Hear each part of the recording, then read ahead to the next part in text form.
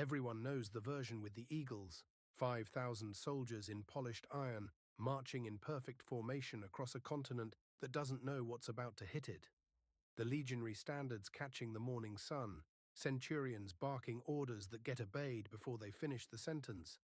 The testudo, that famous tortoise formation of overlapping shields, grinding toward a city wall like a machine built entirely from human bodies and cold discipline.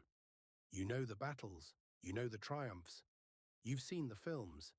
Here's what no one put on screen, the payroll meeting.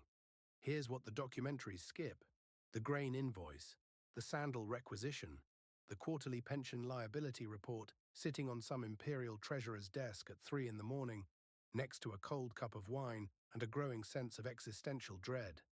Here's the history they should have taught you, not the history of Rome's military genius, but the history of Rome's military accounting. Because that's what actually held the empire together.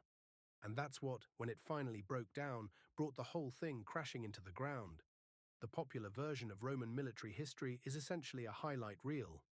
Julius Caesar crossing the Rubicon, Augustus building an empire from civil war, Hadrian drawing a wall across the top of Britain because he decided that was far enough, Trajan pushing the frontier to its absolute limits in Dacia, hauling back so much gold and silver that historians can still track its effect on Roman inflation a generation later. It's a story about generals, about decisions made at the top, about individual brilliance and occasional catastrophic failure. But if you want to understand why Rome lasted as long as it did, why it could absorb devastating military defeats that would have permanently destroyed any of its rivals, you have to stop looking at the generals and start looking at the ledgers. You have to follow the money. Because the real story of Roman military power isn't about the men who carried the swords, it's about the men who paid for them. And it's about the system, the almost incomprehensibly sophisticated fiscal machine, that made sure those payments never stopped. Until eventually they did. Everyone thinks they know why Rome fell. Ask a room full of reasonably educated people and you'll get a predictable spread of answers. The barbarians, the decline of civic virtue, lead pipes poisoning the ruling class, Christianity undermining the martial spirit of the legions, political instability, a string of weak emperors following a string of strong ones. These aren't wrong exactly. They're just the wrong frame. They're political explanations for what was fundamentally a financial collapse. Rome didn't fall because the barbarians got stronger. The Germanic tribes had been pressing against the Rhine and Danube frontiers for centuries. Rome held them. Rome defeated them, absorbed them, recruited them. The barbarians at the gates of Rome in 410 AD, under Alaric the Visigoth, were not a new threat. They were an old threat that Rome had suddenly, catastrophically, lost the financial capacity to manage. The question isn't why the barbarians eventually broke through. The question is why Rome stopped being able to pay the people whose job it was to stop them. And to answer that question, you have to understand what it actually cost to build and maintain a Roman legion from scratch. Not the mythology, the math. Let's build one. A standard Roman legion during the imperial period, the kind Augustus constructed and his successors maintained, ran at a nominal strength of roughly 5,120 heavy infantry soldiers. Add the small detachment of 120 cavalry, primarily used as scouts and couriers rather than shock troops, and you're looking at approximately 5,240 men on the payroll before you've bought a single sword or organized a single meal. Now here's the first thing that almost every popular account gets wrong. This is not 5,000 identical soldiers earning identical wages. The Roman military was a deeply layered hierarchy, and salary varied enormously depending on where you sat within it. At the bottom, the absolute foundation of the machine, were the ordinary legionaries, the foot soldiers, the men who carried 25 kilograms of gear and marched 30 kilometers a day, and then, at the end of that march, dug a fortified camp from scratch before they were allowed to sleep. During the reign of Augustus, each one of these men earned 225 denarii per year. That was the base rate, the floor. Everything above it scaled upward in ways that would look familiar to anyone who has ever studied a modern corporate hierarchy. Junior officers, the standard bearers, the deputy unit commanders, the men who maintained records and handled administrative logistics, earned between 1.5 and 2 times the base rate. Move up the ladder to the centurions, the actual combat commanders who each led 80 men through everything from road construction to pitched battle, and the pay jumped dramatically. A standard centurion earned 15 times what an ordinary soldier earned. 15, the most senior centurion in the entire legion, the primus pilus, the man who had fought and maneuvered his way to the absolute top of the professional ladder, earned 60 times the base rate. The commanding general, the legatus legionis, earned more than 100 times what the soldier digging the latrine trench at the back of camp earned. When you add it all up, every rank, every pay grade, every officer and specialist and support role, the annual payroll for a single Augustan legion works out to roughly 1,580,000 denarii per year in wages alone. Now let's translate that into something you can feel. The most reliable method historians use to convert ancient wages into modern equivalents is to anchor the comparison at the bottom, the daily pay of an unskilled laborer. In Rome, a day laborer earned approximately 1 denarius per day. In a modern developed economy, the United States or the United Kingdom, that same unskilled daily worker earns roughly $120. That ratio gives us our conversion rate. 1 denarius equals approximately $120 in modern purchasing power. Multiply 1,580,000 denarii by $120. You get an annual payroll of approximately $190 million for a single legion. In salaries alone, before anyone has eaten a meal, swung a sword, or taken a step outside the fortress gates. But that number, staggering as it is just the beginning. Because before your legion even shows up to collect its first paycheck, you've already spent an enormous amount of money you're never getting back. Every new recruit who joined the legions received an immediate sign-on payment upon enlistment, the viaticum, of 75 denarii. This was ostensibly to cover personal expenses and travel costs to the assigned unit. For a brand new legion of 5,000 men, that enlistment bonus alone cost 375,000 denarii up front. At our conversion rate, that's approximately $45 million, spent before a single day of training had begun. And training wasn't cheap either. Recruits spent months, sometimes the better part of a year, learning to fight, march, construct fortifications, and operate as a cohesive unit. All of that consumed rations, instructors, and equipment while generating zero military output.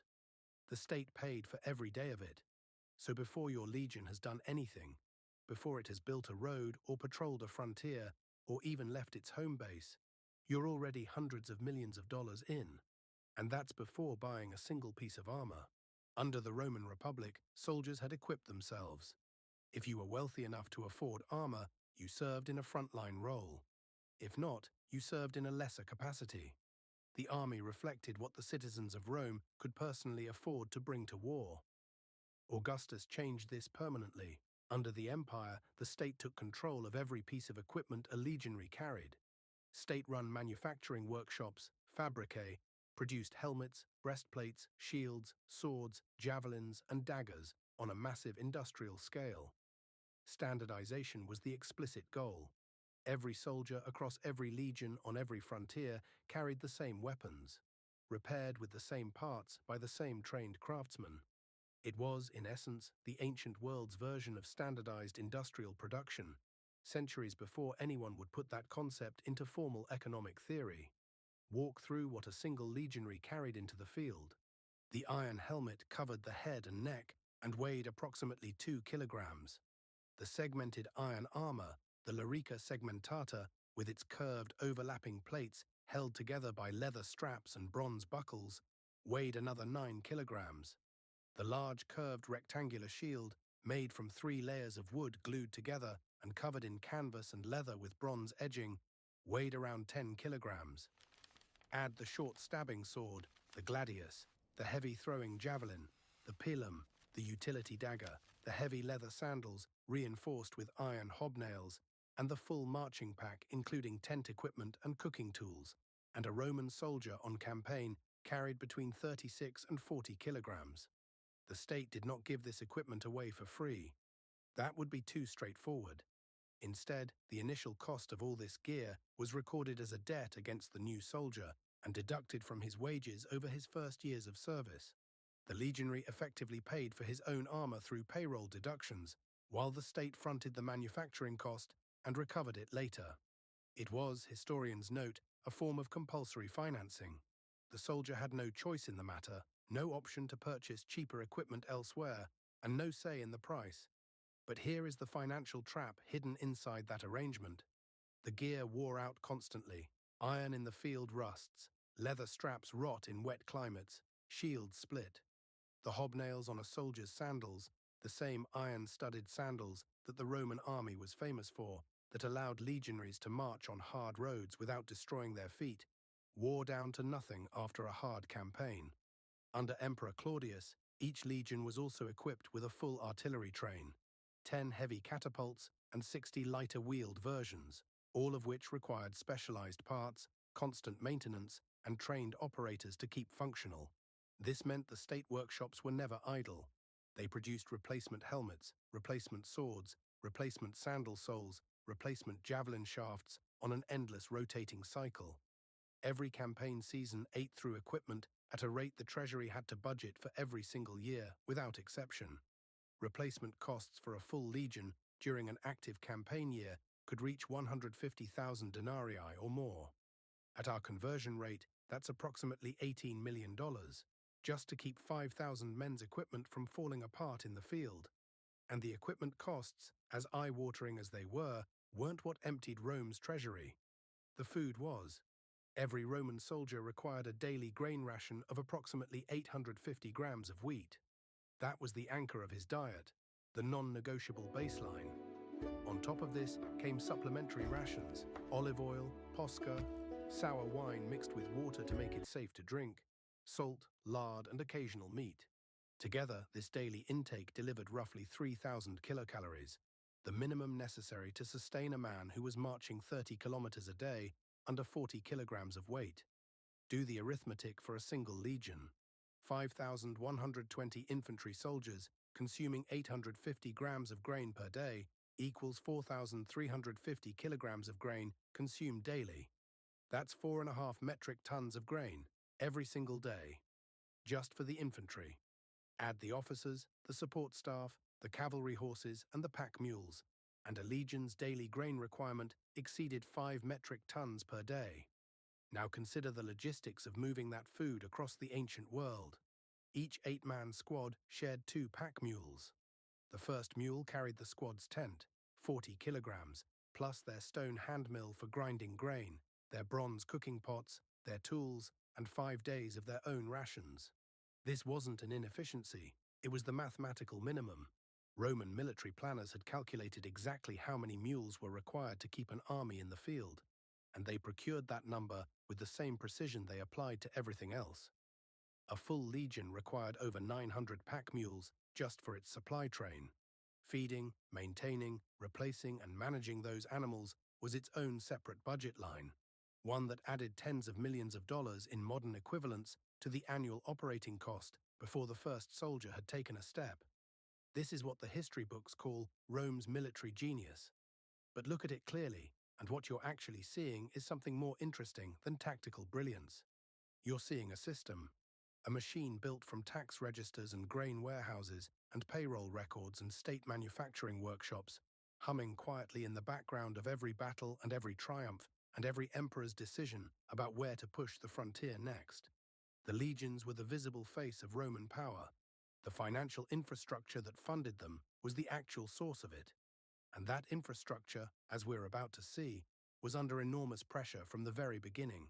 Pressure that Augustus felt, that every emperor after him felt, and that the empire ultimately could not sustain indefinitely.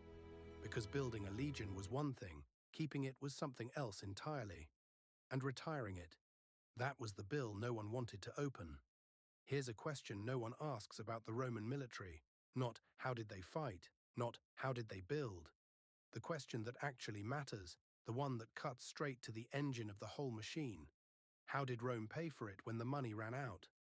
Because the money always ran out. Not occasionally, not in exceptional circumstances, structurally, predictably.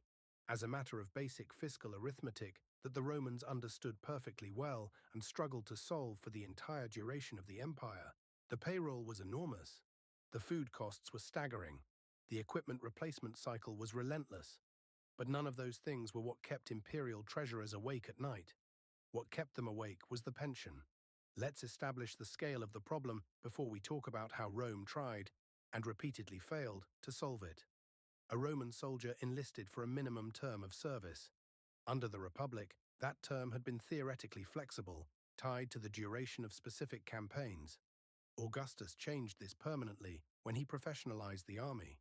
Under the imperial system, a legionary signed on for a fixed term. Initially 16 years, later extended to 20, and eventually pushed to 25 as emperors tried to defer the financial reckoning as long as possible. At the end of that service, the soldier was entitled to a discharge payment, the premia militia, that represented the core of his retirement security. Under Augustus, that payment was set at 3,000 denarii per soldier. At our modern conversion of $120 per denarius, that's $360,000 paid to a single retiring legionary. Now multiply that by a legion, a standard legion of 5,120 men, if all of them served their full term and retired simultaneously, would generate a pension liability of 15,360,000 denarii, approximately $1.84 billion in a single payment event. Of course, soldiers didn't all retire simultaneously. They enlisted at different times, they died in battle, they died of disease, they were discharged early for wounds or disciplinary reasons. The pension liability was spread across time, but it never disappeared. Every year, several hundred soldiers from every legion reached the end of their service and showed up to collect what they were owed. Every year, the treasury had to produce the coins. And this was not a system that had been carefully funded in advance. For most of Rome's military history, veteran pensions were handled ad hoc, a catastrophically irresponsible approach that created a permanent rolling debt crisis at the heart of the empire's finances. To understand why this mattered so much, you need to understand what happened when Rome didn't pay its veterans. The answer, in a single word, is revolution.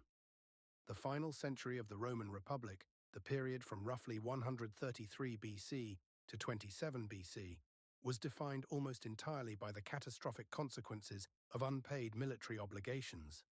When soldiers completed their service under the Republic, they were supposed to return to their farms. The problem was that most of them no longer had farms to return to. While they'd been away on campaign for years at a stretch, wealthy landowners had bought up or simply seized the small agricultural plots that had once sustained the Roman peasant class. A returning veteran might find his family evicted, his land consolidated into a large estate, and his entire economic future eliminated. The state's response was chaotic, inconsistent, and deeply political. Julius Caesar settled his veterans on confiscated land taken from communities that had backed the wrong side in a civil war. Mark Antony settled his veterans on confiscated land. Octavian, the future Augustus, settled his veterans on confiscated land. Entire Italian towns were evicted to make room for retiring soldiers. Communities that had existed for generations were simply erased from the map because a general needed somewhere to put 50,000 men who were trained in violence and owed a debt the state couldn't pay in cash. This was not a peripheral problem. It was the central political crisis of the late Republic. The land confiscations fueled resentment that fed into further civil wars, which created more veterans, who needed more land, which created more confiscations. A debt spiral, not in financial instruments, but in human displacement and institutional violence. Augustus looked at this system and recognized it clearly for what it was: a time bomb that had already gone off several times and would keep going off until someone fundamentally changed the mechanism. In 6 AD, Augustus announced a solution. He was creating a dedicated military treasury, the aerarium militare, specifically designed to fund veteran pensions through a reliable permanent revenue stream, rather than through the chaotic improvisation that had repeatedly destabilized the Republic. To establish its initial reserves, Augustus contributed 170 million sesterces from his own personal fortune. At the standard conversion of 4 sesterces to 1 denarius, that's 42.5 million denarii. Multiply by $120, approximately $5.1 billion in modern purchasing power coming out of one man's private wealth in a single transaction. It was an extraordinary act, and it still wasn't enough. To generate ongoing revenue for the aerarium militar, Augustus forced through two new taxes that would define the fiscal politics of the empire for generations. The first was a 5% inheritance tax, the vicesima hereditatium, levied on any estate left to someone outside the deceased's immediate family. This was a direct hit on the wealth transfer mechanisms that Roman elites used to accumulate and concentrate fortunes across generations. The senatorial class, the wealthiest stratum of Roman society, relied heavily on receiving legacies from friends, clients, and distant relatives as a standard component of elite wealth accumulation. Augustus was, in effect, taxing the fundamental social infrastructure through which Roman aristocracy reproduced itself financially. They hated it. The Senate petitioned. They argued. They appealed to Roman tradition and the sanctity of private property and the impropriety of taxing grief. Augustus held firm. The veterans needed to be paid. The alternative, an empire full of professionally trained soldiers with no income, no land, decades of combat experience, and a legitimate grievance, was not a problem he was willing to create. The second new tax was a 1% sales tax on goods sold at auction, the centesima rerum venalium. Again, this landed disproportionately on the wealthy, who were the primary participants in the Roman auction market for luxury goods, property, and slaves. When the Senate later petitioned Augustus's successor, Tiberius, to eliminate the auction tax, Tiberius refused, bluntly, without diplomatic softening. His reasoning, as recorded by the historian Tacitus, was straightforward. Eliminate this revenue stream, and the aerarium militar becomes insolvent. The state becomes unable to pay its veterans. And unpaid veterans, as everyone in that room understood perfectly well, were not a problem that resolved itself peacefully. Here is where the financial architecture becomes genuinely interesting, and where the contradictions that would eventually destroy the system become visible. The aerarium militar was, in concept, a brilliant institutional innovation. It separated military pension funding from the general imperial budget, created a dedicated revenue stream tied specifically to pension obligations, and removed, at least in theory, the chaotic ad hoc approach that had wrecked the Republic. It was, in modern terms, something like a sovereign wealth fund or a dedicated pension reserve, a pool of capital set aside for a specific future obligation, funded by predictable tax revenues. But the structural problem was never fully solved. It was managed, deferred, and periodically papered over with extraordinary measures, but never actually resolved. The fundamental issue was straightforward. The pension liability grew faster than the revenue. As Rome expanded and maintained more legions on more frontiers, the number of soldiers accumulating pension entitlements grew continuously. The revenue from inheritance taxes and auction duties, while significant, was fixed as a percentage of transactions that had their own ceiling. When the empire stopped expanding and the flow of war spoils dried up, when the great conquests that had flooded the treasury with Dacian gold and Egyptian grain ended, the gap between pension obligations and pension funding became structural rather than cyclical. Later emperors tried various approaches to manage this gap. The most common was simply extending the service term. 16 years became 20. 20 became 25. Under some emperors, soldiers served even longer before receiving their discharge. Each extension deferred the pension obligation into the future, which sounds like fiscal management but is actually fiscal evasion. You are not solving the problem. You are moving it forward in time and making it slightly larger when it arrives, because soldiers who served longer also accumulated more grievances and more political weight when they finally did collect. Other emperors debased the currency, reduced the silver content of the denarius, to generate more coins from the same amount of metal. This worked briefly in the way that printing money always works briefly. It created the appearance of solvency while steadily destroying the real value of every coin in circulation. Soldiers noticed, when a denarius in 200 AD bought significantly less than a denarius in 100 AD, soldiers demanded compensation. Pay was nominally increased, but the purchasing power of military wages still declined across the 3rd century, creating precisely the resentment and instability that the aerarium militaire had been designed to prevent. Now let's put the full annual operating number on the table. Historians use a consistent methodology to calculate total legion costs. Anchor all figures to the daily unskilled wage, apply the denarius to dollar conversion, and add every documented cost category. When you do this for a standard Augustan legion, the picture looks like this. Annual payroll for all ranks, 1,580,000 denarii, approximately $190 million. Food and supply costs. The state bore significant overhead in procuring, transporting, and distributing 5+ metric tons of grain per day across enormous distances, with conservative estimates for logistics overhead at roughly 60 denarii per soldier per year. Another 314,000 denarii, approximately $38 million. Annual equipment depreciation and replacement, 5,000 sets of armor, weapons, and field gear cycling through a continuous maintenance and replacement schedule. 150,000 denarii, approximately $18 million. Baggage train maintenance, 900+ pack mules, their feed, veterinary care, replacement animals, and cart repairs. 80,000 denarii, approximately $10 million. Amortized pension liability, if approximately 200 soldiers retire per year at 3,000 denarii each. The annual set-aside required, 600,000 denarii, approximately $72 million. Total annual operating cost of a single Roman legion, approximately 2,724,000 denarii. In modern purchasing power, roughly $327 million per year. To put that number in context, the Dallas Cowboys, the most valuable sports franchise in the United States, spend approximately $220 million per year running their entire operation.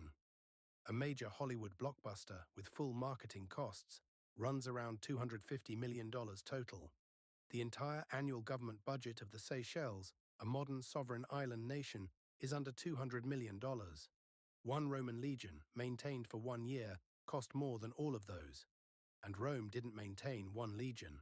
During the reign of Emperor Hadrian, around 130 AD, Rome maintained 30 active legions, plus an approximately equivalent number of auxiliary units, non-citizen soldiers recruited from allied and provincial populations who served alongside the legions and received their own pay and pension entitlements.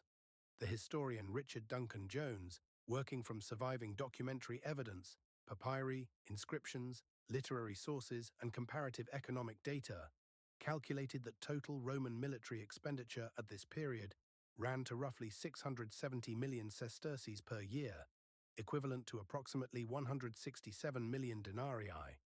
At our conversion rate, that's approximately $20 billion in modern purchasing power spent annually on the Roman military machine. That figure represented between 60 and 80% of the entire imperial government budget. It consumed approximately 2.5% of the total economic output of the Roman Empire. The United States today spends roughly 3.5% of its economy on defense, with the benefit of mechanized industry, petroleum, electronics, and 2 centuries of industrial revolution. The Roman Empire, which had no gunpowder, no mechanized transport, no satellite communications, no aircraft, and no industrial energy sources beyond human and animal muscle, was operating a fiscal military complex comparable in proportional scale to the world's only modern superpower.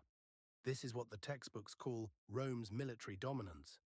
What it actually was, more precisely, was Rome's military debt, an obligation that had to be renewed in full every single year, regardless of whether there were wars to fight or gold to plunder. The machine ran whether it was conquering or merely holding, and holding, as it turned out, was almost as expensive as conquering, with none of the revenue. Here is the insight that most popular accounts of Roman history skip entirely. The empire's financial system was not designed to be sustainable indefinitely. It was designed, brilliantly for its time, to manage an expanding system. Tax revenues grew as Rome conquered new provinces. War spoils supplemented the treasury during periods of active expansion. New populations were enrolled in the tax base. New trade routes opened new sources of customs revenue. But the moment Rome stopped expanding, the moment Hadrian drew his wall and declared that the frontier was fixed, that the empire had reached its optimal size and would no longer push outward, the financial logic underlying the entire structure began to work against itself. Fixed frontiers meant fixed revenues. But pension obligations kept accumulating, equipment kept wearing out, soldiers kept aging into retirement. The gap between what the system cost and what the system generated began to close, slowly at first, then with gathering speed across the 3rd century, when a series of military, political, and epidemiological crises hit simultaneously, and the Treasury's ability to absorb shocks was already severely compromised. The trigger for that final collapse was not barbarian military genius. It was a payment crisis. And the people who understood that, who saw it coming, and who made specific choices that accelerated it, those are the people we need to look at next. Forget the barbarians at the gate for a moment. Forget Alaric. Forget Attila. Forget the dramatic image of Gothic warriors pouring through a crumbling Roman wall while senators flee in their togas.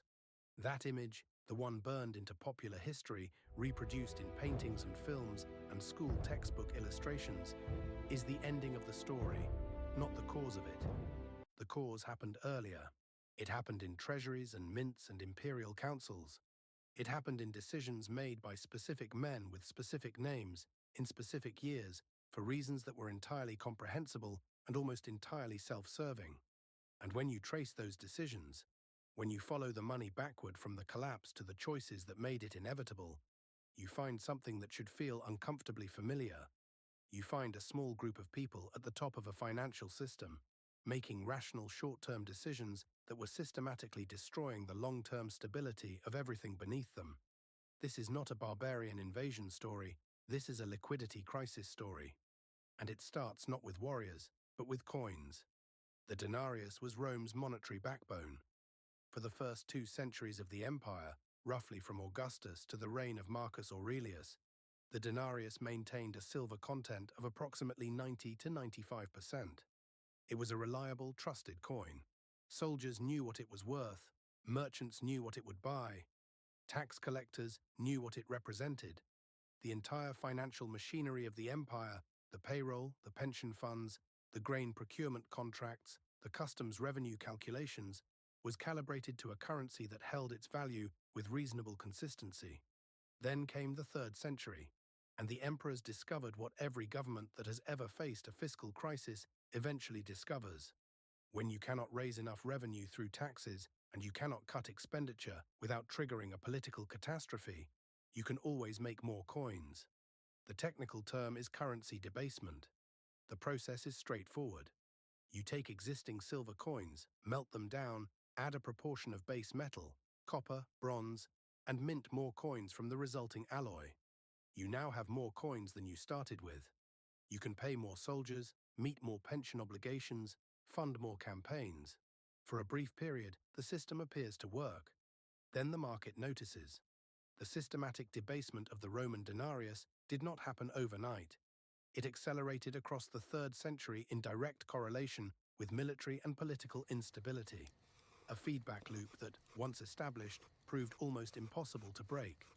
Under the Emperor Nero, who ruled from 54 to 68 AD, and whose financial decisions were as dramatic as his personal ones, the silver content of the denarius was reduced from approximately 95% to around 90%. A modest reduction. Historians suggest it was primarily driven by Nero's extraordinary personal expenditure, his building projects, his court, his aesthetic ambitions, rather than military necessity. But it established a precedent. Under Marcus Aurelius, the philosopher-emperor, the man whose meditations are still read today as a masterpiece of Stoic thought, the silver content dropped to around 75%. Marcus was not spending on personal extravagance, he was spending on survival. His reign was defined by the Antonine Plague, a pandemic, probably smallpox, that historians estimate killed between 5 and 10 million people across the empire between 165 and 180 AD, and by continuous expensive warfare against Germanic tribes pressing against the Danube frontier. Marcus needed money. He sold imperial furniture and jewelry at public auction to fund the wars. He raised taxes, and he debased the currency because he had no other option that didn't immediately collapse the system he was trying to defend. But it was the 3rd century, the period historians call the crisis of the 3rd century, running roughly from 235 to 284 AD, where the process became catastrophic. In the 50 years between 235 and 284 AD, the Roman Empire cycled through approximately 50 different emperors. Some reigned for years, some lasted months. Some were proclaimed by their troops in the morning and assassinated by those same troops by evening. The average tenure of an emperor during this period was roughly 1 year. Every single one of them faced the same problem. They needed to pay the army that had put them in power, or the army would put someone else in power instead. And every single one of them reached for the same solution. By the reign of Gallienus, who ruled remarkably from 253 to 268 AD, making him one of the longer-serving emperors of this period, the silver content of the denarius had collapsed to approximately 2 to 5%. The coin that had once been 90% silver was now functionally a bronze coin with a thin silver wash applied to the surface to maintain the appearance of value. When the wash wore off, which it did quickly, soldiers were left holding bronze discs that the market no longer trusted. The consequences were immediate and cascading. Prices for basic goods, grain, olive oil, meat, rose sharply as merchants adjusted their prices to account for the declining real value of the coins they were receiving. Inflation by ancient standards became severe. Soldiers whose nominal wages had been maintained or even slightly increased found that their real purchasing power had collapsed. A legionary earning 500 denarii per year in 260 AD could buy less with those coins than his grandfather had bought on 225 denarii a century earlier. This is the moment, not the arrival of Gothic warriors, not the sacking of cities, when the Roman military machine began to structurally fail. Because the machine ran on trust. Soldiers served because they expected to be paid real value at the end of their service. When the pension they'd been promised for 25 years turned out to be payable in coins that bought a fraction of what they'd been worth when the promise was made, the implicit contract between the imperial state and its professional army broke down. Now let's put names on this, because one of the most persistent myths in popular Roman history is that the financial collapse was somehow impersonal, a structural inevitability, a tide that rose despite everyone's best efforts. The reality is more uncomfortable. Specific men made specific choices, and some of those choices were made with full understanding of the consequences. Septimius Severus, emperor from 193 to 211 AD, is perhaps the clearest example of a leader who understood the financial dynamics of the military machine precisely, and made a calculated decision to exploit them for short-term political stability at enormous long-term cost. Severus came to power through civil war, defeating multiple rival claimants in a conflict that consumed several years and enormous resources. His advice to his sons, reportedly delivered on his deathbed in 211 AD at York in northern Britain, was recorded by the historian Cassius Dio: "Be harmonious, enrich the soldiers, and scorn all other men." Enrich the soldiers, not maintain fiscal discipline, not honor the financial frameworks established by Augustus. Enrich the soldiers, because Severus understood, with complete clarity, that in the political system he operated within, military loyalty was the only form of legitimacy that actually mattered. To fund his military enrichment program, Severus implemented 3 major financial changes. First, he raised base legionary pay by approximately 50%, the first significant pay increase since Domitian had raised it nearly a century earlier. The pay increase was real and meaningful in the short term. It bought loyalty. It pacified troops who might otherwise have supported rival claimants. It solved the immediate political problem. It also permanently increased the baseline military expenditure of the empire by roughly 50%, a structural cost increase that every subsequent emperor had to absorb, fund, or evade through debasement. Second, Severus expanded the number of legions, adding 3 new ones during his reign. More legions meant more payroll, more pension obligations, more equipment costs, more food logistics. The military machine he left to his successors was significantly larger and more expensive than the one he'd inherited. Third, and this is the decision that historians increasingly identify as one of the most consequential of the entire imperial period, Severus allowed soldiers to marry legally and to live with their families outside the fortress walls. Previously, legionaries had formed informal unions that the state did not recognize. Severus legitimized these relationships. This sounds like a humanitarian reform. In human terms, it was. In financial terms, it was a catastrophe in slow motion. Soldiers with legal families had dependents. Dependents generated additional claims on military resources, informal allowances, expectations of support, the social and political weight of a soldier's family becoming a constituency the state had to consider. The military's financial footprint expanded beyond the soldier himself into a network of dependents that the system had not been designed to accommodate. Watch your step on the Caracalla, rocks. Severus's son, who ruled from 211 to 217 AD after murdering his co-emperor brother Gaeta, took his father's approach and accelerated it. Caracalla raised military pay by a further 50%. Legionary base pay, which had been 225 denarii under Augustus, which Domitian had raised to 300, which Severus had raised to approximately 450, now rose to somewhere between 600 and 675 denarii per year. Nominal wages had tripled in a century, but the silver content of the coins paying those wages had collapsed. Real military purchasing power, when adjusted for debasement and inflation, had not kept pace. Caracalla was, in effect, trying to maintain soldier loyalty with an increasingly hollow currency, printing money, in the ancient sense, to paper over a structural gap between military obligations and fiscal capacity. To generate additional revenue, Caracalla made one of the most sweeping legal decisions in Roman history, the Constitutio Antoniniana of 212 AD, which extended Roman citizenship to virtually all free inhabitants of the empire. The popular historical interpretation of this decision focuses on its social and political dimensions, the integration of the provinces, the broadening of Roman identity. But Caracalla's more immediate motivation, according to the historian Cassius Dio, writing in that period, was fiscal. Roman citizens paid inheritance taxes. Non-citizens did not.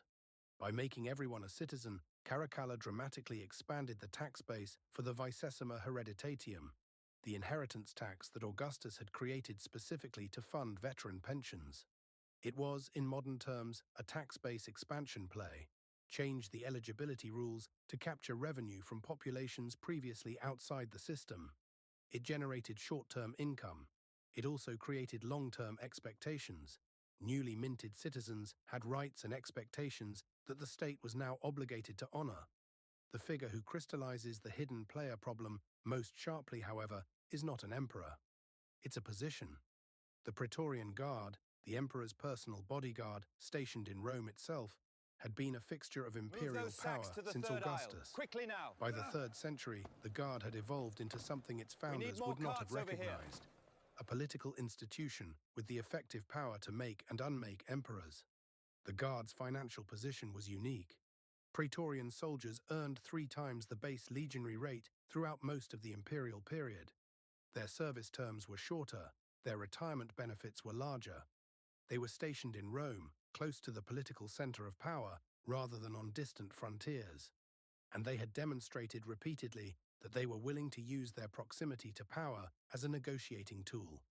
The phenomenon historians call the donativum, the payment made to soldiers upon an emperor's accession, or to secure their loyalty during a crisis, originated as an occasional gesture and became, across the 3rd century, an effectively mandatory transaction. A new emperor who did not immediately pay a substantial donativum to the Guard risked being replaced by someone who would. In 193 AD, the year of the 5 emperors, one of the most extraordinary 12 months in Roman political history, the Praetorian Guard openly auctioned the imperial throne after assassinating the Emperor Pertinax. 2 men bid for the position. Didius Julianus won by promising each Praetorian soldier 25,000 sesterces, approximately 6,250 denarii, or nearly 14 years of a standard legionary's salary, paid as a single upfront payment for political support. He was emperor for 66 days before being executed when Septimius Severus marched on Rome with his own legions. The donativum for those legions, presumably, was substantial. What we are watching, when we trace these decisions through the 3rd century, is not a mystery. It is a pattern, one that appears in financial history with uncomfortable regularity across very different societies and very different centuries. A fiscal system reaches the limits of its sustainable capacity. The people at the center of that system, the ones with the most to lose from any restructuring, resist the changes that might make it sustainable.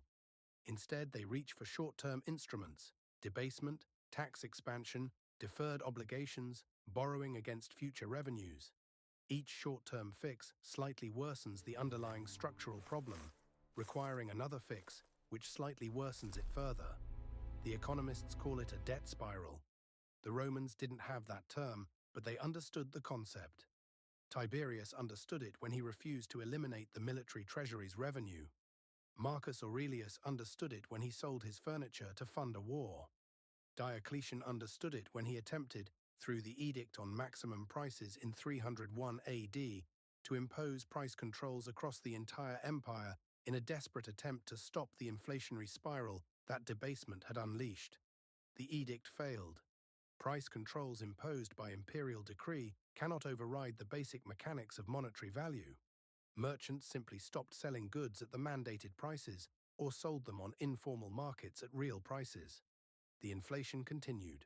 What Diocletian did succeed in doing was something more fundamental. He restructured the entire military pay system, shifting away from cash wages toward payment in kind.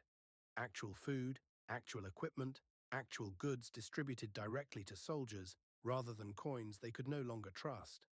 It was an acknowledgement, written into imperial policy, that the monetary system had failed so completely that the state could no longer use it to reliably compensate its own military. The Roman denarius, that silver coin that had anchored an empire's financial life for centuries, had become, by the late 3rd century, a fiction that everyone was required to pretend was still real. And here is where the story stops being ancient history. Because the pattern, the short-term decisions that defer long-term reckoning, the currency manipulation that substitutes for genuine fiscal reform, the concentration of financial decision-making in the hands of a small group whose interests diverge sharply from the system's long-term stability. That pattern did not end with Rome.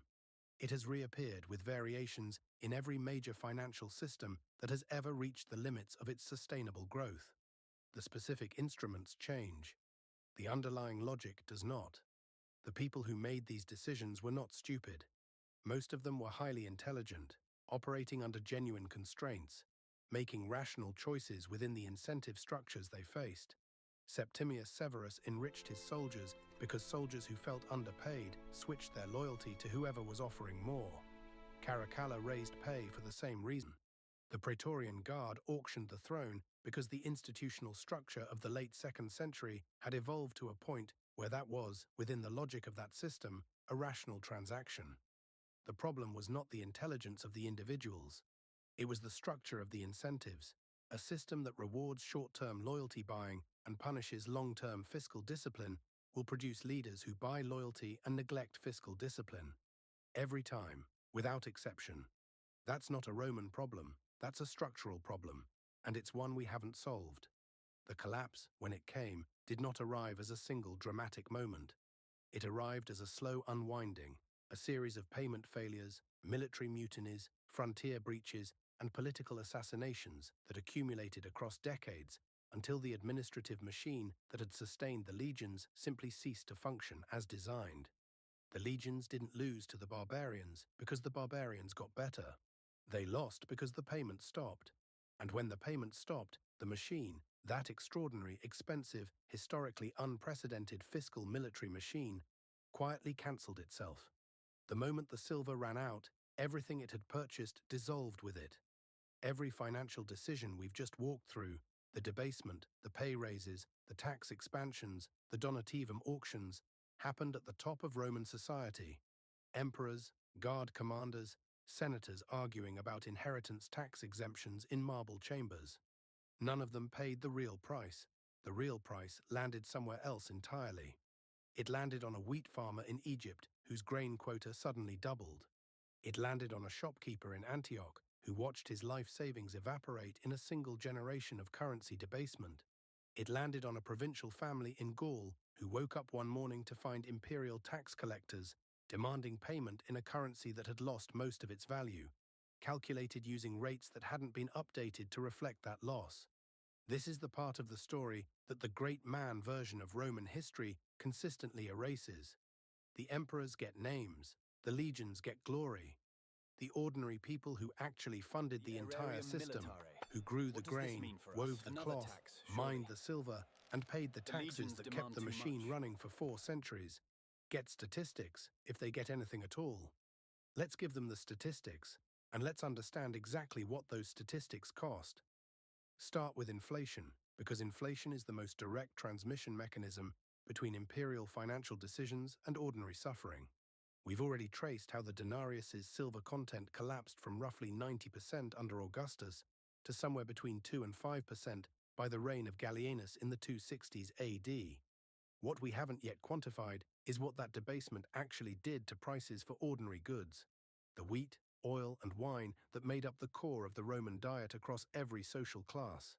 Historians working from documentary evidence, tax receipts, price inscriptions, papyri from Roman Egypt, where the dry climate preserved enormous quantities of everyday administrative documents, have reconstructed a rough price history for wheat across the imperial period. Under Augustus, wheat prices remained remarkably stable for generations, a reflection of the currency's reliability and the empire's effective grain logistics network. By the middle of the 3rd century, wheat prices in some regions had risen by what researchers estimate as a factor of several 100% compared to their 1st century baseline, and in the most severely affected periods, considerably more than that. This was not gradual, manageable inflation of the kind modern economies plan around with interest rate policy. This was the kind of currency collapse that destroys the basic function of money as a store of value.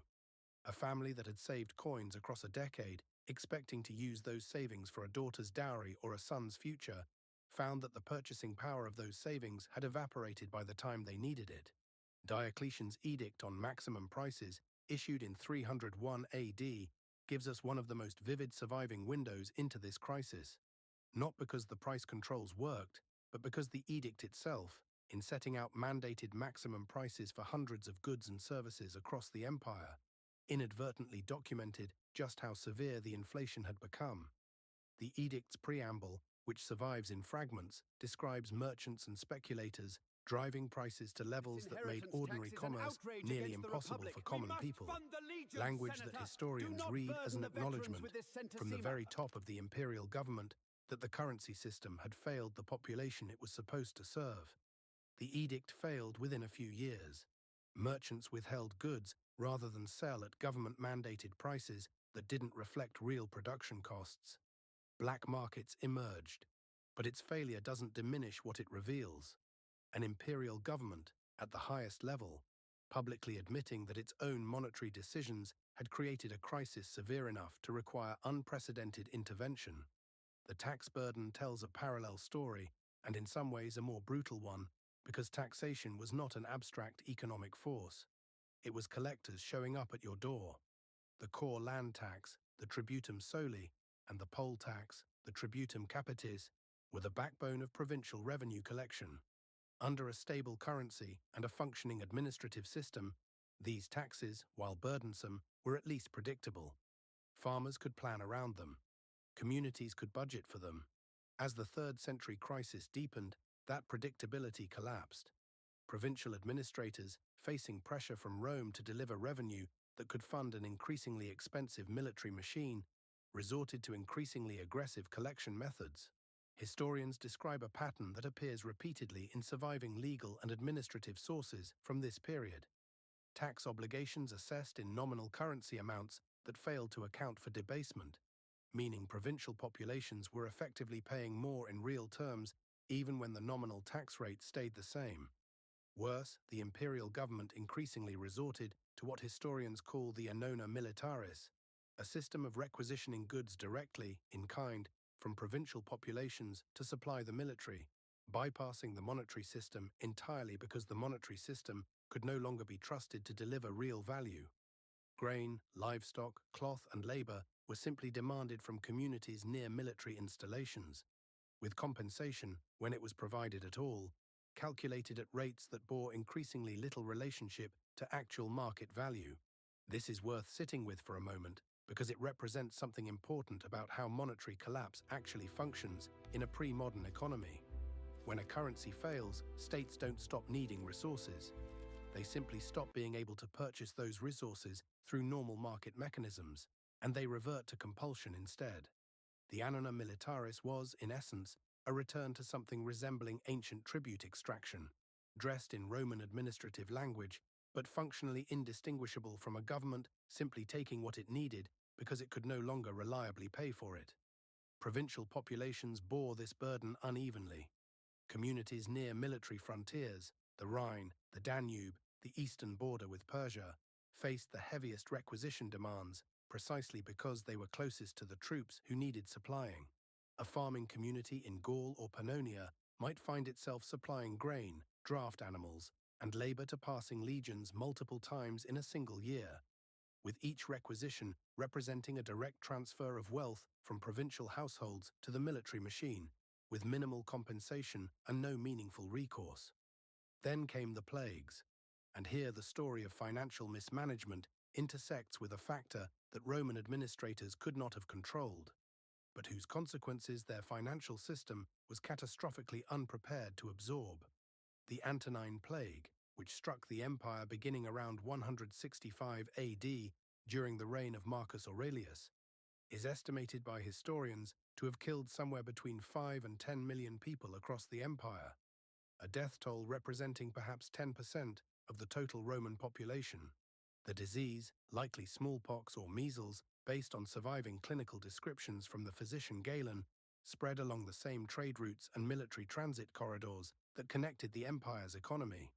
The plague of Cyprian, striking roughly a century later, beginning around 249 AD, hit an empire already destabilized by military crisis and currency collapse, and is described by contemporary sources, with the usual caution historians apply to ancient mortality estimates, as producing mortality on a scale comparable to or exceeding the Antonine Plague in the regions it struck hardest. These pandemics devastated the tax base at precisely the moment the empire needed that tax base most. Fewer farmers meant less grain production. Fewer taxpayers meant less revenue. Fewer available recruits meant the military increasingly relied on foreign mercenaries and hastily conscripted provincials, undermining both the quality and the loyalty of the fighting force. The entire financial system existed to fund. The compounding effect here is what modern economists would recognize immediately as a classic negative feedback loop. Currency debasement drove inflation. Inflation drove tax collection toward requisition in kind. Requisition in kind devastated provincial agricultural communities already weakened by disease.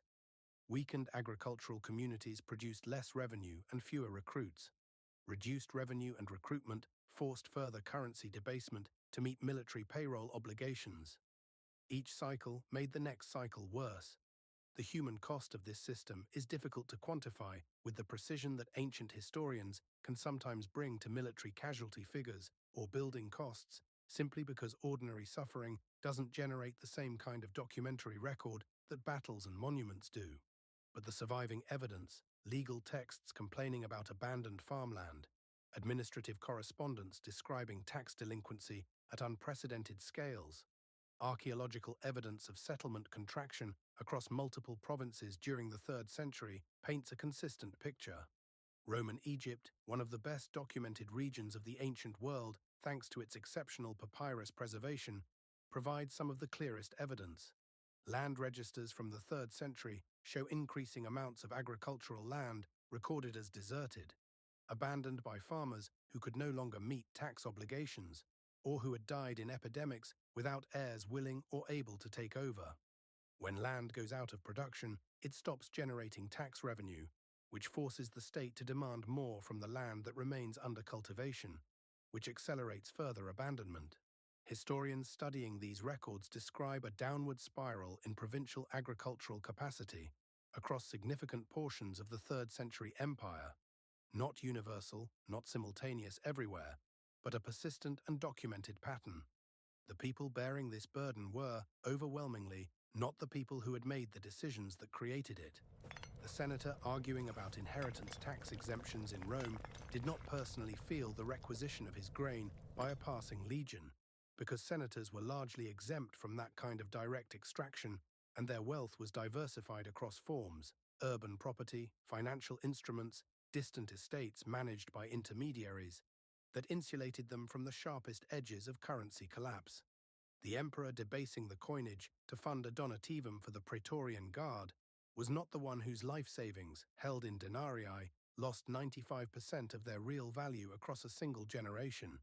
The ordinary provincial farmer, the small-town artisan, the family trying to preserve a modest inheritance across generations. These were the people whose economic security was systematically consumed to fund a military fiscal machine whose beneficiaries were, by the 3rd century, increasingly disconnected from the populations paying for it. There is a particular irony, worth noting carefully, in how this played out for the soldiers themselves. The supposed beneficiaries of the pay raises and donativum payments that were driving the debasement in the first place. Septimius Severus and Caracalla raised nominal military pay specifically to buy loyalty. In the short term, this worked. Soldiers who received a pay raise felt, correctly, that their material position had improved. But as the debasement that funded those raises accelerated, the real purchasing power of military pay didn't just fail to improve. By many reconstructions, it declined even as nominal figures rose, because the currency itself was losing value faster than wages were nominally increasing. This meant soldiers, the group the entire system was ostensibly organized to satisfy, experienced their own version of the broader crisis. Historical sources describe repeated instances of military units going months without effective pay, receiving wages in currency so debased that merchants near military camps refused to accept it at face value, or being compensated in kind with goods of uncertain or contested value. The mutinies and assassinations that punctuated the crisis of the 3rd century were not, in most documented cases, driven by soldiers demanding more privilege. They were driven by soldiers who felt, with considerable justification, that promises made to them were not being honored in any currency that meant anything. The system had become so financially incoherent that it was failing even the constituency it had been designed, at enormous cost to everyone else, to prioritize.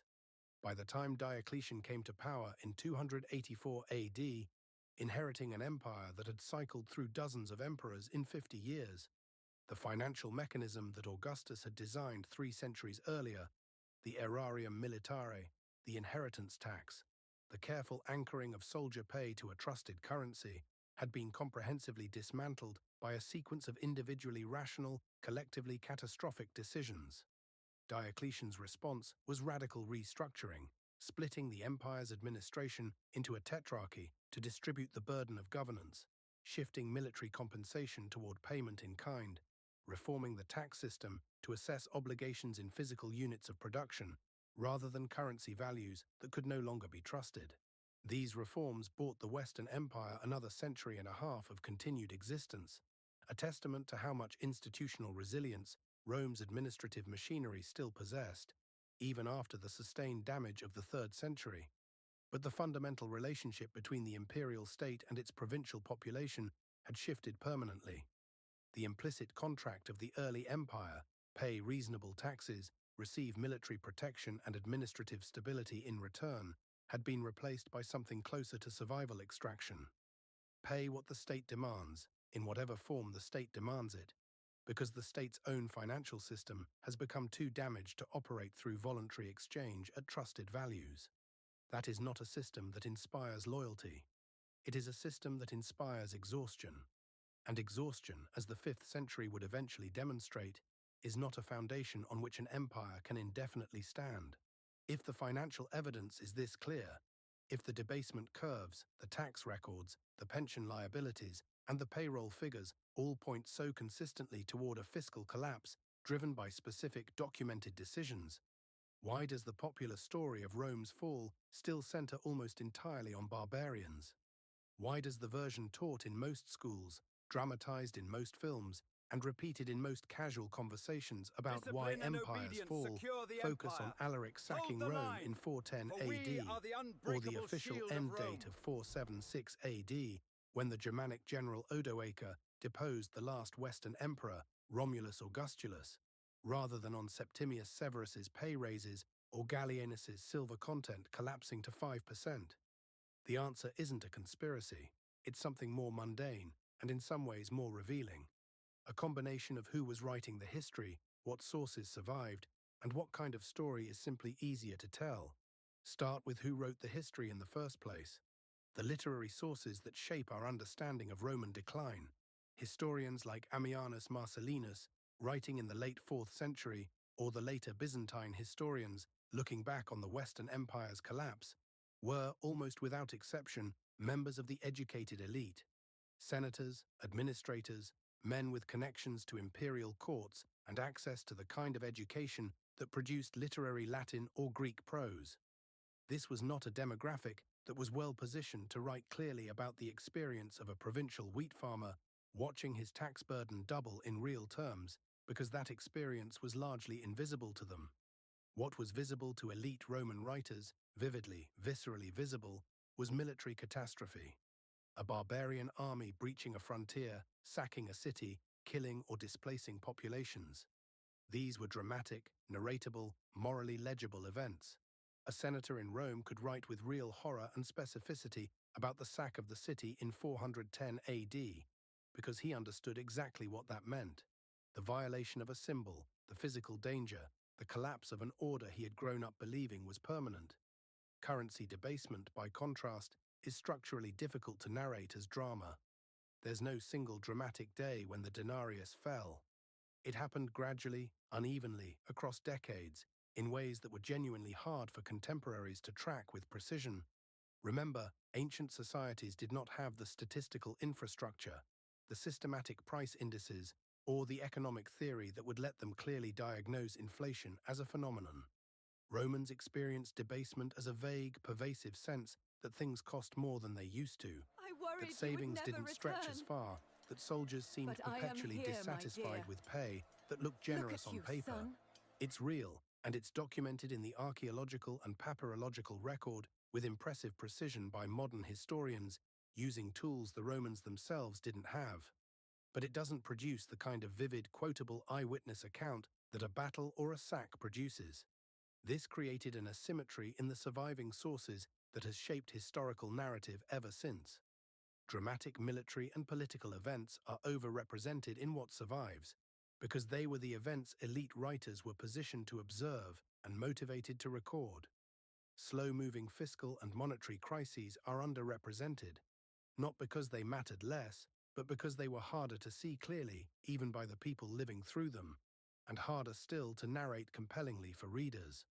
There's a second factor, less about the ancient sources and more about how modern historical narrative gets constructed and transmitted, particularly at the level of general education, textbooks, and popular history. Edward Gibbon's The History of the Decline and Fall of the Roman Empire, published between 1776 and 1789, remains, more than 2 centuries later, the single most influential work ever written on this subject.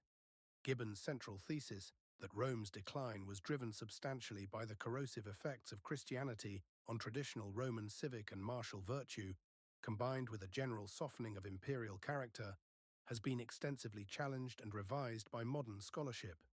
But Gibbon's narrative structure, his emphasis on moral and political explanation over economic mechanism, established a template that shaped how subsequent generations of historians, educators, and popular writers approached the subject. This is not a criticism of Gibbon's remarkable erudition or his enormous contribution to historical scholarship.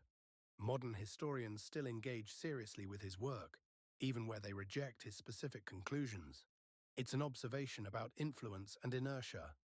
Gibbon wrote in an era before modern quantitative economic history existed as a discipline, before the systematic study of ancient coin hoards and papyrological price data had developed the methodologies that allow contemporary historians like Richard Duncan Jones, Kyle Harper, and Peter Tiemann to reconstruct Roman fiscal and monetary history with genuine empirical rigor.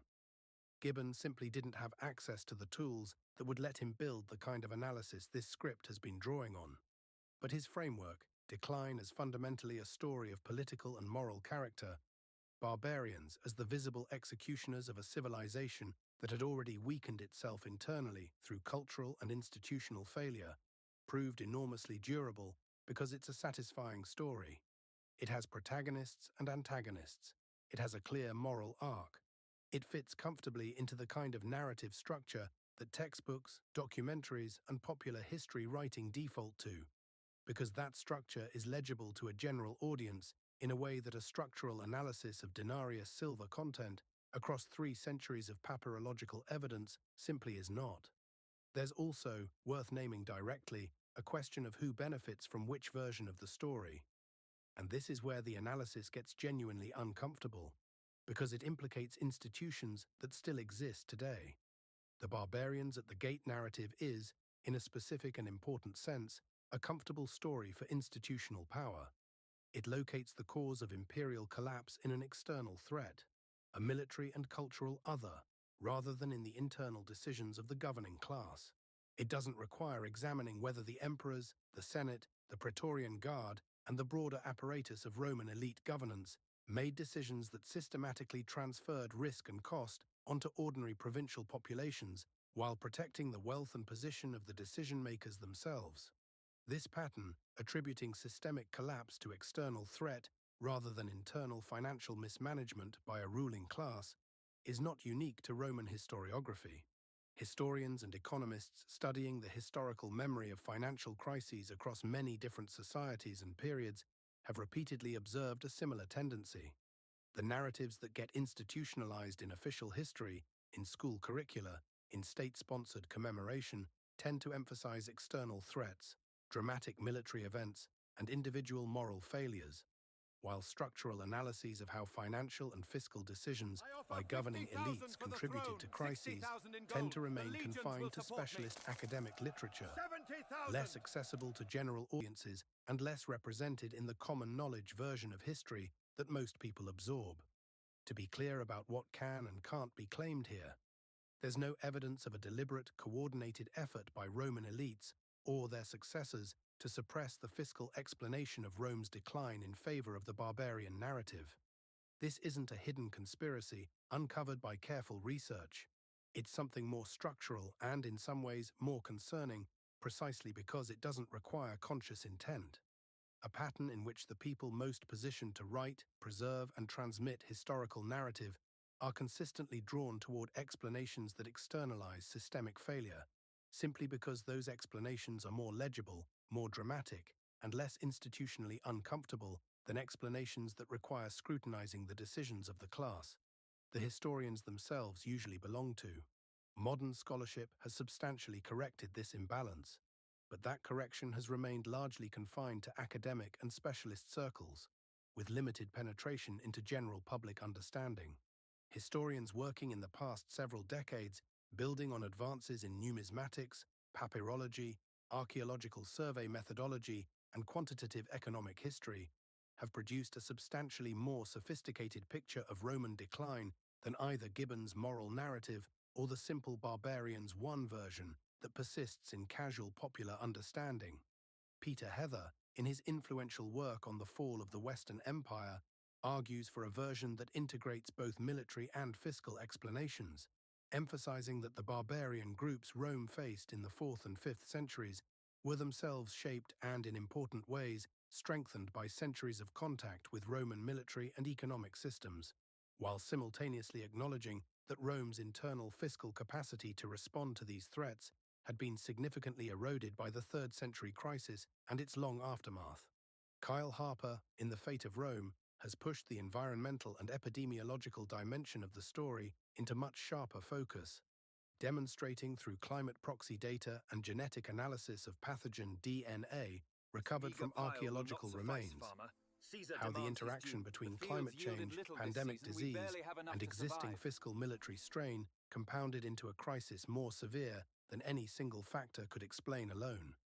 Brian Ward Perkins, taking a more materially grounded approach, has used archaeological evidence, pottery distribution, building quality, evidence of trade network contraction, to argue that whatever the precise causal weighting between military, fiscal, and epidemiological factors, the outcome for ordinary people across large parts of the former Western Empire was a genuine and severe decline in material living standards, pushing back against a competing academic trend that had emphasized continuity and transformation rather than genuine decline. What virtually all serious modern scholarship agrees on, despite real differences in emphasis and interpretation, is that the barbarians' alone explanation is inadequate. The military pressure was real, but Rome had absorbed comparable or worse military pressure at earlier points in its history. The Teutoburg Forest disaster in 9 AD, the catastrophic defeat at Cannae during the war against Hannibal centuries earlier, and had rebuilt, reorganized, and continued. What made the crises of the 3rd through 5th centuries different was not that the military threats were unprecedented. It was that the fiscal and administrative machine that had historically allowed Rome to absorb military catastrophe and rebuild had itself been critically weakened by the compounding effects of currency debasement, tax base erosion, and a century-plus of institutionally incentivized short-term decision-making by a governing elite whose survival calculus consistently favored immediate loyalty buying over long-term structural sustainability. This is ultimately the most important correction that the financial lens offers to the popular understanding of Rome's fall. And it's worth stating plainly, because it inverts the standard narrative in a way that has implications well beyond ancient history. Rome did not fall because it was weak. Rome fell because a system that had once been extraordinarily strong, capable of absorbing the destruction of 3 entire legions in a single ambush and rebuilding within months, capable of maintaining a fiscal military apparatus proportionally comparable to a modern superpower using nothing but grain, silver, and administrative discipline, had that strength deliberately, incrementally, and rationally traded away by generations of decision-makers who each, individually, made choices that solved their immediate problem while making the system as a whole less capable of solving the next one. The barbarians didn't defeat Rome's strength. They arrived after Rome's own governing class had already spent that strength down, transaction by transaction, debasement by debasement, donativum by donativum, and simply walked through a door that had, by that point, been left effectively unguarded. That's a much less comfortable story than civilization was overrun by outsiders. It requires acknowledging that the people entrusted with managing a system's long-term survival can, acting entirely within their own rational self-interest and without any single villainous intent, dismantle that system's capacity to survive. And it raises an obvious, uncomfortable question about whether that pattern is actually confined to the ancient world at all. Let's put the whole machine back together one more time, because the pieces we've walked through only make sense as a system. A professional standing army that cost, in modern terms, roughly $327 million per year per legion, and Rome maintained 30 of them. A pension system designed by Augustus with genuine institutional sophistication, funded by taxes that the wealthy resented and periodically tried to eliminate. A currency that started as reliable, trusted silver and was debased, decision by decision, by emperors who each individually needed to buy loyalty faster than they needed to protect long-term value. A governing class, senators, praetorian commanders, provincial administrators, who were structurally positioned to shift the cost of that debasement onto provincial farmers, small merchants, and ordinary soldiers, while remaining largely insulated from its sharpest consequences themselves. And a historical narrative, constructed afterward by writers drawn from that same governing class, that quietly centered the story on external barbarian threat rather than internal fiscal mismanagement. None of these people were uniquely evil. That's the part worth sitting with. Septimius Severus wasn't a cartoon villain. He was a general who'd fought his way to power through brutal civil war and understood, with complete clarity, that the only currency that mattered for his survival was military loyalty. Caracalla wasn't uniquely corrupt. He inherited a fiscal structure already straining under commitments his father had made, and he reached for the same tool everyone before him had reached for. The Praetorian Guard auctioning the throne in 193 AD wasn't an aberration. It was the rational endpoint of an incentive structure that had, over generations, taught soldiers that their loyalty was a tradable asset and taught emperors that buying it was cheaper, in the short term, than reforming the system that made it necessary to buy. This is what makes the Roman case genuinely useful to think with, rather than just a colorful ancient anecdote. It's not a story about unusually bad people. It's a story about what a system does to ordinary, rational, self-interested people when its incentive structure consistently rewards short-term stabilization over long-term sustainability, and about how consistently, across very different centuries and very different societies, That structure produces the same outcome. Consider what the pattern actually looked like, stripped of togas and denarii. A government facing structural spending commitments, military, pension, social, that exceed what its existing tax base can comfortably fund. A political leadership class whose survival depends on satisfying powerful, well-organized constituencies in the short term, creating strong incentives to defer hard structural choices rather than confront them. A monetary or fiscal tool available that can create the appearance of solving the problem, debasement in Rome's case, without actually closing the underlying gap between commitments and capacity. A wealthy, politically connected class positioned to resist the tax changes that might close that gap, while remaining relatively insulated from the inflationary or extractive consequences that fall on people with less capacity to protect their savings or negotiate their obligations. And a historical or media narrative, once the consequences eventually arrive, that tends to center external or dramatic explanations over the slower structural ones. Historians who study long-run fiscal history, the rise and fall of the gold standard, the debt dynamics of empires from the Ottomans to the Spanish Habsburgs, the recurring pattern of currency crises in the 20th and 21st centuries, have noted variations of this same structural pattern appearing repeatedly across societies with no direct historical connection to Rome and no knowledge of its specific fiscal history. That recurrence is, in itself, informative. It suggests the pattern isn't a quirk of Roman culture or Roman personalities. It's closer to a structural property of how large political systems tend to behave when the people making short-term decisions are not the people who bear the long-term consequences of those decisions. Whether any specific contemporary fiscal or monetary situation follows the same trajectory is a genuinely contested question, and reasonable, well-informed people disagree sharply about it.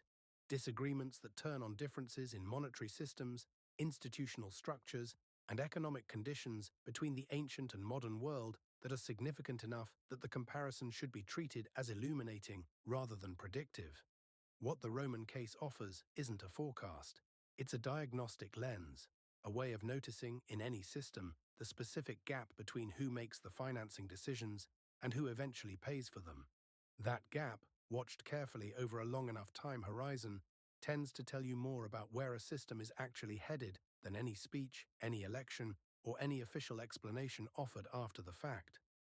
Rome held together for centuries not because its soldiers were unbeatable.